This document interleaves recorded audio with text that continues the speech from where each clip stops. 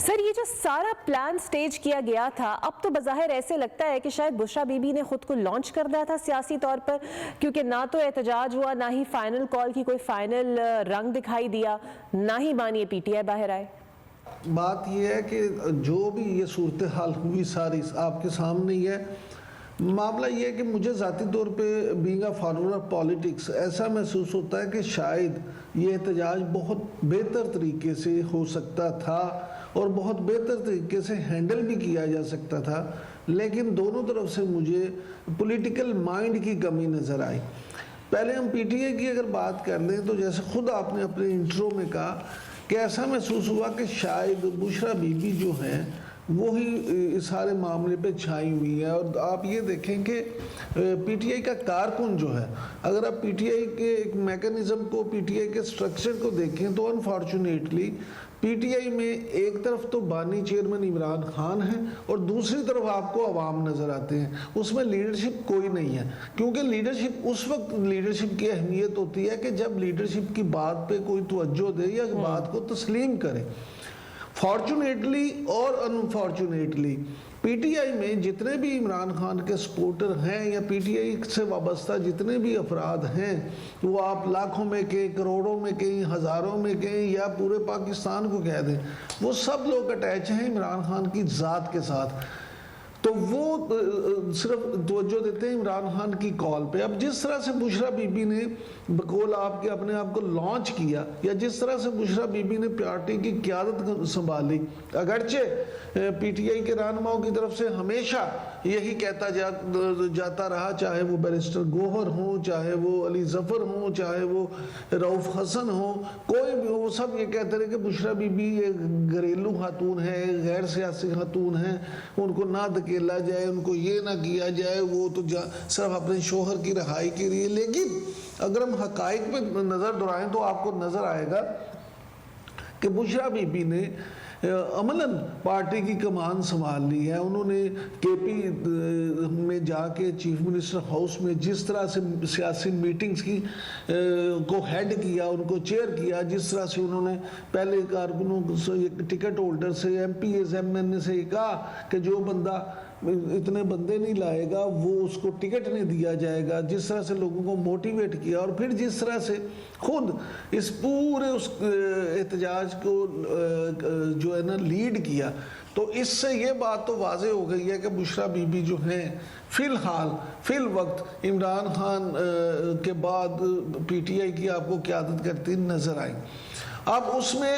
اگلا سوال یہ ہے کہ کیا وہ اس کو پراپر طریقے سے کر پائیں گی یا انہوں نے اچیو کیا کیا؟ تو میں یہ سمجھتا ہوں کہ اگر یہی بشرا بی بی کی جگہ کوئی ایسا سیاسی مائنڈ ہوتا، شاہ محمود قریشی صاحب ہوتے یا چودھری پرویز لائی ہوتے یا اسد کیسر صاحب اس کی قیادت کر رہے ہوتے، اس طرح کے لوگ ہوتے جو سیاست کے رموز کو سمجھتے ہیں، تو شاید صورتحال اتنی خراب نہ ہوتی، شاید معاملات اتنے خراب نہ ہوتے۔ اسی طرح سے اگر ہم حکومت کی بات کریں تو حکومت کی طرف سے میں یہ سمجھتا ہوں کہ آپ بھلے 1001 جو ہے نا اس پہ تنقید کریں یا ان سے اتفاق کریں وزیر داخلہ محسن نقوی صاحب سے، لیکن بہرحال وہ ایک سیاسی مائنڈ نہیں ہے۔ ان کی جگہ اگر رانا ثناء اللہ یا اگر پیپلز پارٹی کے کوئی سینئر رہنما جو کہ سیاسی مائنڈ رکھتے ہیں، وہ چاہے مراد علی شاہ صاحب ہی کیوں نہ ہوں یا وہ آپ ایون اپنے ان کے جو بھی پنجاب کی لیڈرشپ ہے، آپ حسن مرتضی صاحب ہی کیوں نہ ہو، اگر وہ اس معاملے کو حکومتی طرف سے اگر کوئی وفد بنا دیا جاتا اور وہ اس کو لیڈ کرتے تو شاید معاملات بات چیت سے بہتر انداز میں حل ہو سکتے تھے۔ لیکن دونوں فریقوں کی طرف سے شاید یہ فیصلہ کر لیا گیا تھا کہ اب نئی قیادت یا نیا بلڈ جو ہے وہی معاملات کو سنبھالے گا، اس لیے یہ معاملات اتنے خرابی کی طرف گئے۔ اچھا عمران صاحب، پی ٹی آئی کے اندرونی سیٹ اپ کی ذرا اگر بات کر لیں تو یہ تو ہم جانتے ہیں کہ بانی پی ٹی آئی کے بعد تو پہلی ڈویژن بہت تھی اور اختلافات اور گروپنگ بہت تھی، اور کل جو رہنما بیانات دے رہے تھے اس سے یہ محسوس ہو رہا تھا کہ جو لیڈرشپ ہے پی ٹی آئی کی they are not willing to accept Bushra Bibi, اور انہیں ناگوار گزرا جب بشرا بی بی को उन्होंने बानी पीटीआई की इंस्ट्रक्शंस भी पहुंचाई और उसको उन्होंने बाईपास किया? देखिए इकरा, दो तीन चीज़ें बड़ी अहम हैं। हमें जो खबरें मिलती रहीं कल सारा दिन, उसमें अगर आप ये देखें तो अली अमीन गंडापुर साहब और दूसरी क़यादत जो है वो शायद नहीं चाहते थे कि डी चौक तक जाया जाए, लेकिन उसके बाद ये खबरें भी आई कि बानी पीटीआई ने भी कह दिया है कि आप संगजानी पे जो है वो धरना दे दें, आगे ना आए। लेकिन उस वक्त बुशरा बीबी ने जिद की और बुशरा बीबी ने कहा नहीं, हमने डी चौक ही जाना है। असल में बुशरा बीबी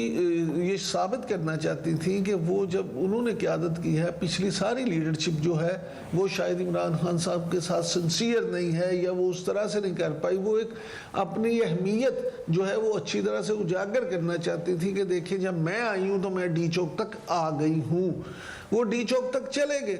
उसके बाद ये खबरें भी आई जो पीटीआई के अंदरूनी राय दे रहे थे कि उस वक्त भी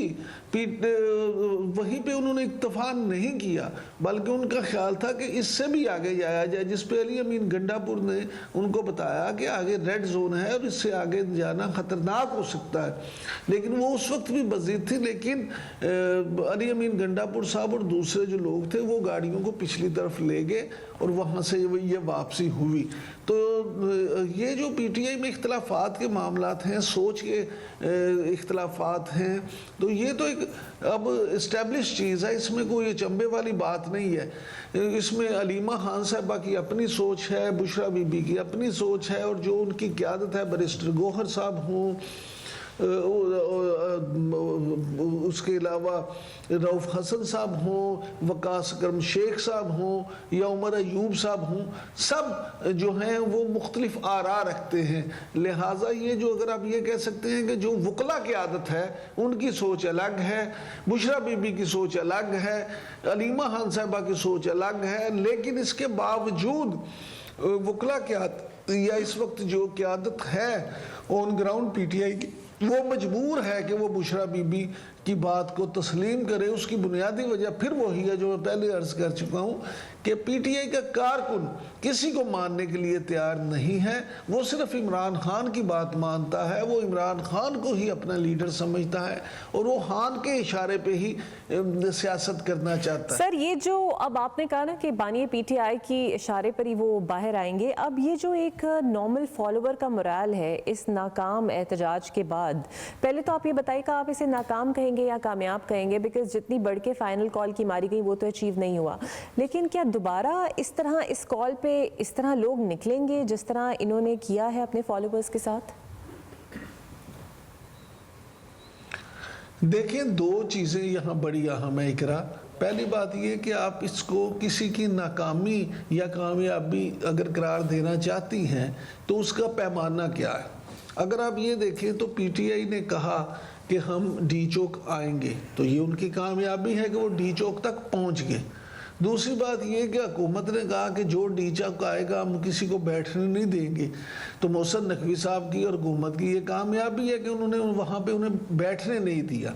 तो ये दोनों जो फरीक हैं वो ये दावे करेंगे कि जी हम कामयाब हुए, और दोनों फरीक की अमलन नाकामी भी है। आप ऐसे दावे ही क्यों करते हैं जो आप पूरे नहीं कर सकते। पीटीआई ने अगर ये दावा किया था कि हम नहीं जाएंगे तो उसमें तो वो बुरी तरह नाकाम हो गए, आपको बाद में भागना पड़ा। अब आप थोड़ी देर के बाद ये खबरें आ रही हैं कि बुशरा बीबी जो है वो शायद मानसहरा मौजूद हैं अली अमीन गंडापुर साहब के साथ, और थोड़ी देर में वो शायद 11 बजे प्रेस कॉन्फ्रेंस भी करें। इसी तरह से हुकूमत जो है अब जो भी बात करे, लेकिन एक दफ़ा तो आप ये देखें कि जो तबाही हुई, जिस तरह से रेंजर्स के जवान भी शहीद हो गए, जिस तरह से और चीज़ें हुई, इमलाक को नुकसान पहुंचा,